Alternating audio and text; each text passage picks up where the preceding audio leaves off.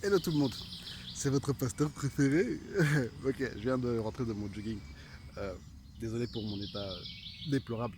Voilà, c'est notre premier jour de nos 90 jours dans la Bible. On vient de lire Genèse chapitre 1, le récit de la création. Ok, quelques petits commentaires. Le texte commence par au commencement, Dieu créa le ciel et la terre.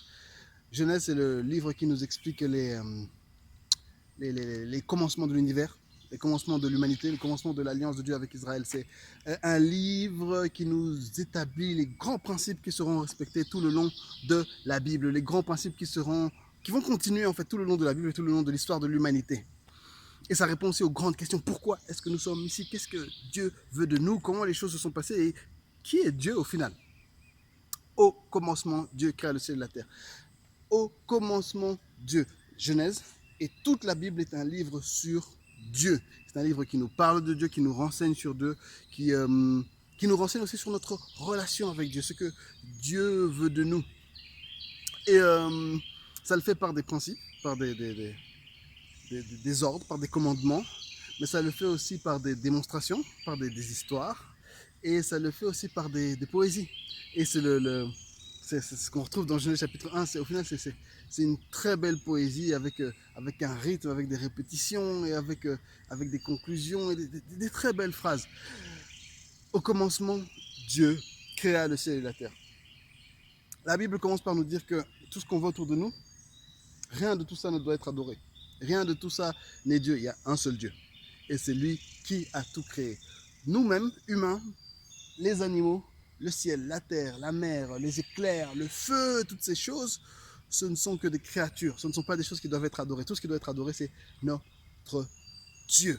Dieu créa le ciel et la terre. Le texte nous dit ensuite que la terre était informe et vide et l'Esprit de Dieu se mouvait au-dessus des eaux. La terre était informe et vide. Donc, quand la Bible nous dit qu'au commencement, ça nous parle en fait du commencement de la création. Pas le commencement de Dieu, parce que Dieu n'a pas de commencement. Dieu était là déjà. Et puis, il commence à créer le ciel, la terre et l'univers. Au début, c'est comme si Dieu avait comme une masse informe, un peu comme de l'argile, de la terre dans les mains d'un sculpteur qui va ensuite transformer ça en sculpture. Et c'est ce qu'on voit dans les 6 jours, les 7 jours, en fait, c'est que Dieu façonne cette masse informe et vide dans des choses qui sont maintenant utiles, dans des choses qui ont une fonction, des choses qui sont belles et dans des choses qui sont bonnes. J'insiste sur le caractère beau de la création et surtout le caractère bon de la création. Dieu a créé les choses de manière parfaite. Même toi, après t'avoir créé, Dieu t'a regardé et il s'est dit waouh, c'est bon, tu es la bonne personne, tu es la personne que Dieu a voulu créer.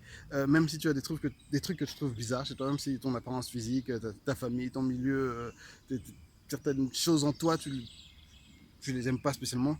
Pour Dieu, tu es parfait. Pour Dieu, tu es bon. Il t'a regardé et il te regarde aujourd'hui. Il se dit, oui, c'est la personne que j'ai voulu créer.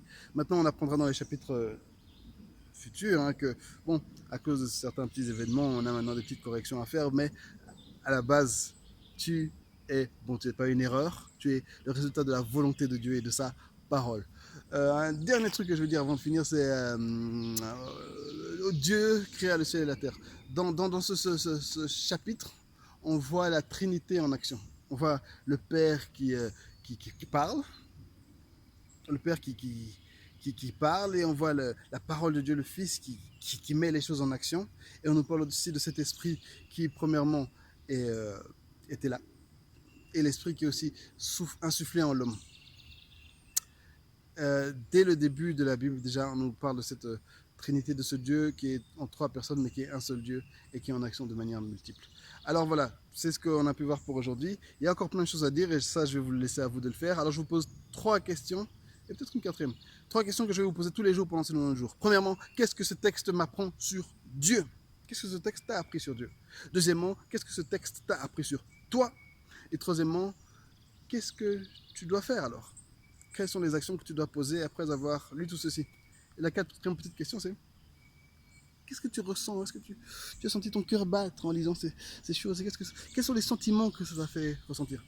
Alright, premier jour de 90 jours avec la Bible, je suis super motivé.